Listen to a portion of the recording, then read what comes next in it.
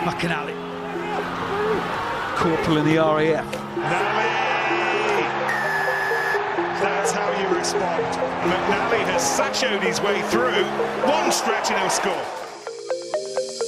Remembrance Day to me is probably a time where you sort of put a lot of things into perspective. You can reflect and probably just think about what really matters. I think it's a time where, being in the military, you see the stories, you know the history, and I think you can just reflect on what's going on in your life and just understand the sacrifice people made to sort of allow you to live these things. We sort of live in a world where we're living in the moment, live very much in the present. We can live in a world like here at Bath where we're losing games or whatever, but you can just sort of stop and think, actually, things aren't that bad. Like, the things that people have gone through for this country, the sacrifice that they've made, I think it just sort of, it's a time to put things into perspective, and people so easily just think that was in the past, but we can never forget that. I think we can never forget the sacrifice people made for this country and what people have done to sort of allow us to live the life we have. In the civilian public, we sort of see Remembrance Day as a Sunday and the 11th of November. I think the whole lead up to that with parades and how we sort of reflect as a whole military and the Air Force, that's probably how we remember that. I think there's a whole history that comes with that we can't let that forget. It can't just be a day, it's got to be a whole history of why we serve and what we do for this country. So I've been very, very lucky not to sort of serve overseas, but feel like I have played my part in sort of the military it is today. I think a lot of people have served and given such an ultimate sacrifice to this country and allows us to sort of live the life we live in this country. I think we associate Remembrance Sunday as the cenotaph in London, old veterans marching up, laying the wreaths, medals across their chest.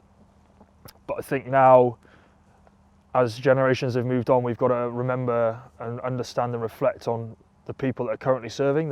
We've had 2 Gulf Wars that people have come out with life-changing injuries, have paid the ultimate price as well, and we've got to remember those guys. There's also a current military service as well that protect these shores,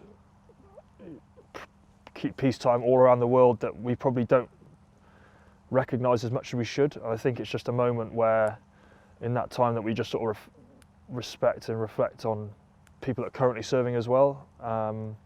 It's not about the world wars. I think it's about a genuine reflection on what the military do for us and the freedom we're allowed to live in this country. And I think that's something that a lot of people should think about during the 2-minute silence, is not necessarily the sacrifice people made in the past, but also the sacrifice people are making in the present day.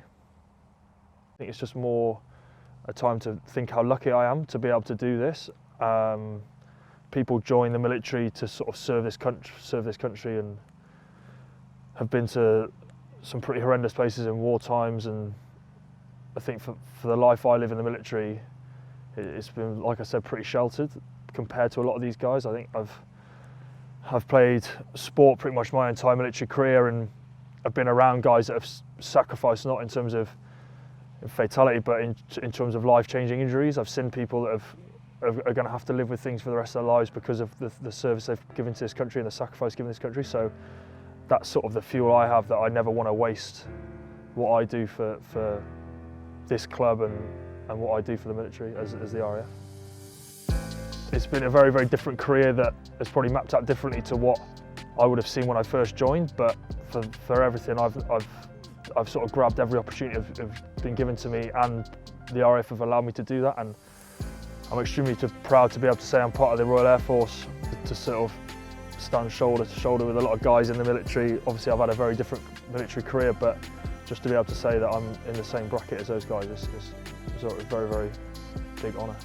I think I've been extremely lucky to sort of have the military career that I've had, effectively fairly sheltered in terms of a military life, but they've given me the opportunity to come and play professional sport, and just to sort of have the minute silence before a game to sort of reflect and think how lucky I've been to be able for them to give me this opportunity. I never want to feel like I waste this opportunity. I never want to feel like I sort of just let this slide and just sort of think it's a nice thing to do. I want to give it my all and not waste a minute really. A rugby career is pretty short in terms of a military career, but I just want to be able to give it my all and know that I haven't sort of let anyone down.